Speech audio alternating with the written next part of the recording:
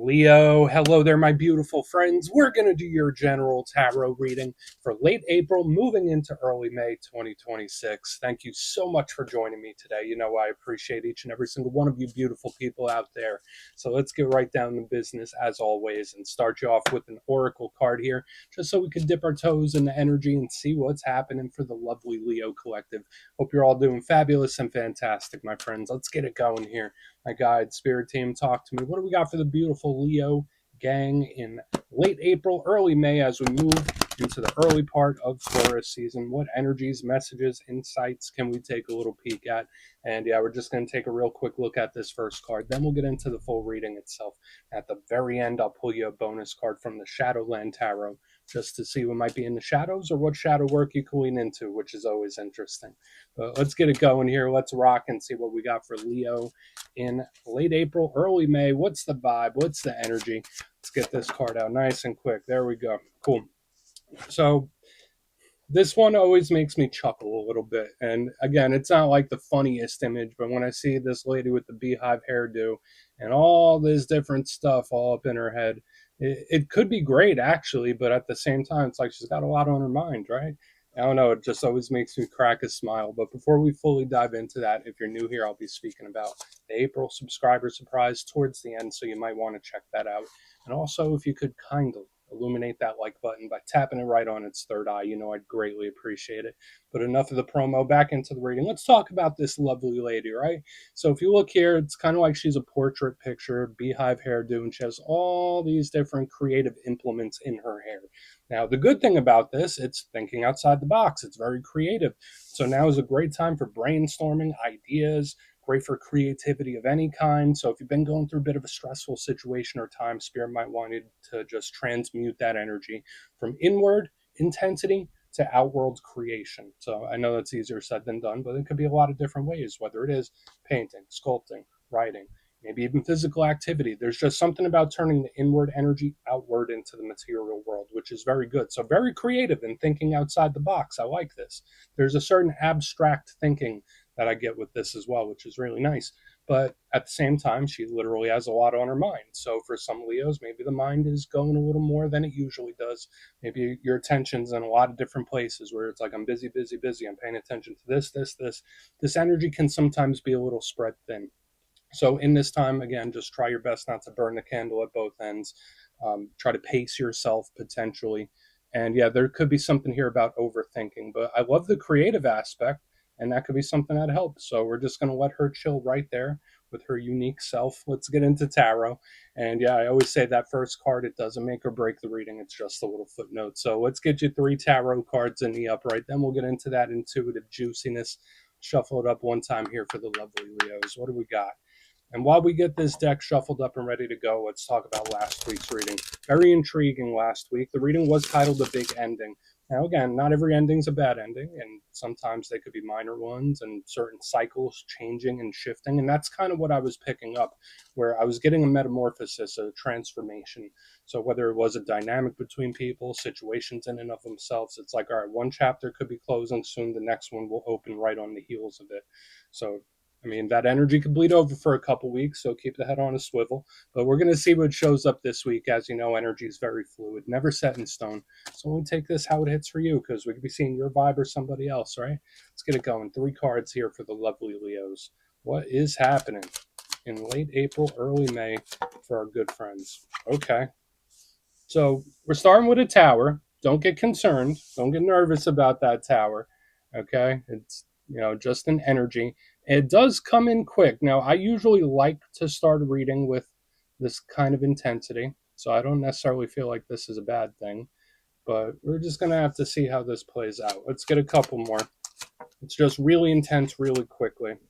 Okay, yeah, very similar to what I was already saying. So we have the Fool card right here in the center. So we have like that energy of a chapter closing, a new chapter opening already showing up, very similar and reminiscent to what we had last week. But there is a bit of a different vibe. This might be a good tower for all we know. Okay. So you're going to have a bonus. So this energy does like a little back and forth, because now we have the 2 of Swords right here on the back end. And then we also have a bonus, which is the 9 of Cups. So you see what I mean? There's like this back and forth we got going on. Let's go through. I'll give you some of the classical meanings and archetypes. Then we'll get into that juicy, intuitive stuff. But at first glance, I always like to look at the elements. I feel like that's very important because it frames the reading and tells us how energy is going to flow. And the thing I like about this, although we have some cards that we do want to look at closer, is that the elements are pretty much spread evenly, right? We got the tower on the front, which is water energy, even though it looks like fire, it's actually water. Then we have fire, air, a little bit more water. So these could be different situations for sure. Now, when it comes to water energy, that represents the realm of emotions, matters of the heart, the internal self. It's imaginative, it's creative, it thinks outside the box, like that lady with the beehive hairdo. So water energy could be very good. It could represent things, people, situations that we have a strong emotional investment in. The downside to water is the intensity, right? Like sometimes water can completely submerge us.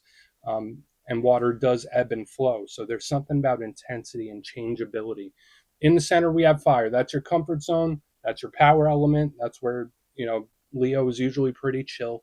And fire is the realm of action. So whether it's actions you take, actions other people take, actions you want to take, it could just be energy levels, health, wellness, vitality. I think of fire as like a burst of energy. So there's a very intense energy here this week. The downside with fire is that sometimes it can be very spontaneous. Sometimes it could act and do things without fully thinking it through. And there's an explosiveness to it that we want to keep an eye on. Then here we have air, which does interact with the fire quite a bit. Now, when it comes to air, that's more of like the logical, pragmatic mind. It's very strategic, very planned out. It represents gaining information or thinking, right? That's the realm of the mind. The good thing about swords, clarity, and how one gathers information and communication. The downside to air, sometimes it could be cold, detached, and it can represent overthinking. So let's go through and start building this out piece by piece.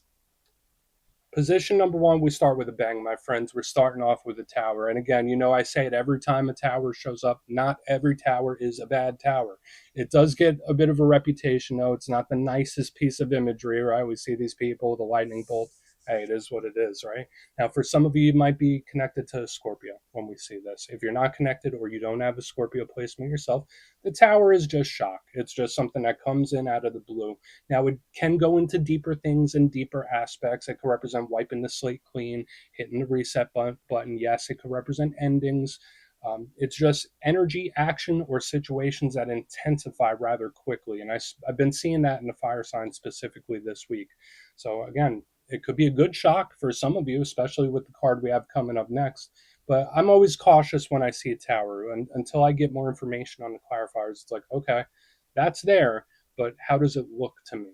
And there is this intensity. It's also a karmic energy as well. So if you've been dealing with any like karmic like situations, karmic cycles, it makes sense because we have this card that we start with an ending, and then the very next card over is another fresh slate, right? Like that's what I'm saying. Like the energy kind of just opens a brand new cycle because we have the Fool card.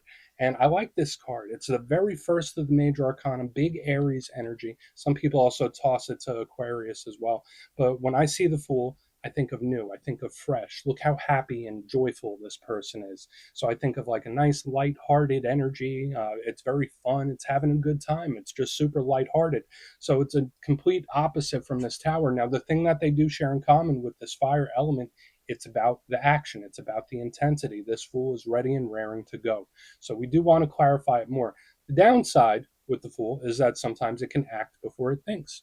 Sometimes it could rush to do something. And remember, I was seeing it very early, like don't spread yourself too thin or don't be too reactive. Like Tower and the Fool could be a very reactive type of energy where it just like does something.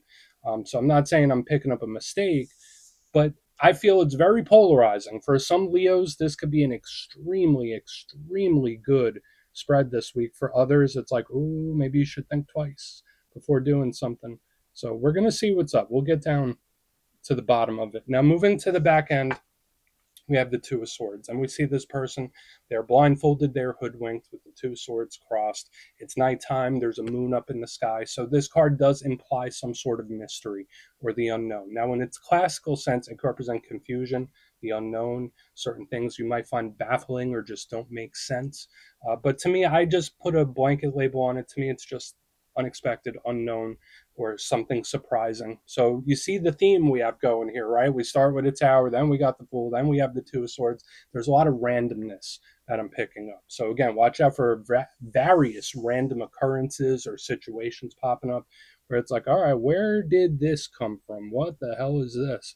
Now, moving to the bonus card, which again is just another little footnote within the spread, we have the Nine of Cups, happy. So again, we go from Tower to the Fool to the Two of Swords to the Nine of Cups. So that's a very positive wish fulfillment type of energy where it's like, even if you don't see it right now, or even if you don't see it, maybe this is actually a good thing, whatever it might be.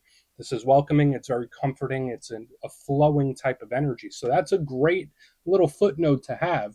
But we got to dive deeper on all this, Leo. Let's do it. Let's jump in and clarify. Okay, let's get a good shuffle here. And yeah, this is where I go intuitive with the message, which means I just tell you how it feels to me. So feel free to do further research or rely on your base knowledge of tarot. Because as you know, every single reading is about the reader's interpretation, and I'm just giving you mine. Let's go in on that tower. Oh, and yes, if you're a reader yourself, please feel free to play along. That's why the box is here. If you're feeling any messages you want to give to Leo, you could drop it in the comments. I don't mind at all. All right, let's go in on that tower. Why is the tower here? And remember, this is just an energetic weather report, my good friends. Right? And I mean, why all the mystery? Why all the secrecy? Why all the questions? Now we have the moon. And the moon fits the whole theme of this unknown, obscure type of energy. It's the most peculiar thing because it's like the more we try to dig for answers, the more questions we have.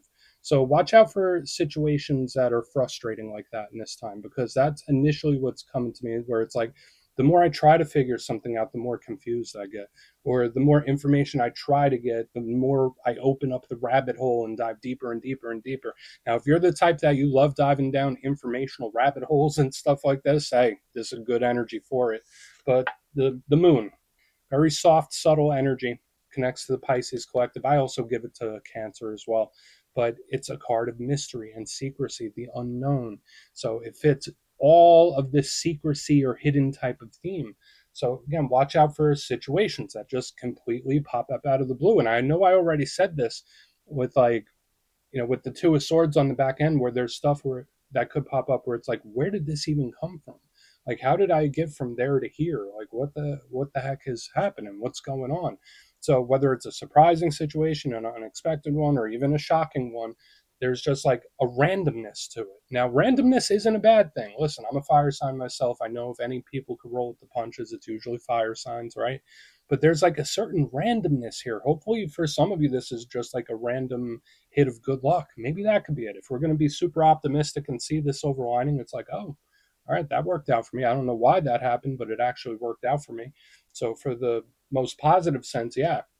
But I get all these super random situations where it's like the more I question it, the more I try to figure it out, the more questions I have, or the deeper I go. So that's super unique here. So again, watch out for situations that are unexpected or surprising that just completely pop up out of the blue. We're going to keep moving.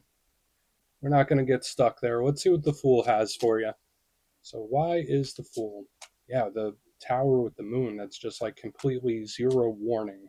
So why is the Fool here? Yep. Okay. This energy I like, believe it or not. So we have the Eight of Swords in reverse underneath the Fool, where this is like, you know what? I'm not even going to stress about it. I'm not even going to stress about it.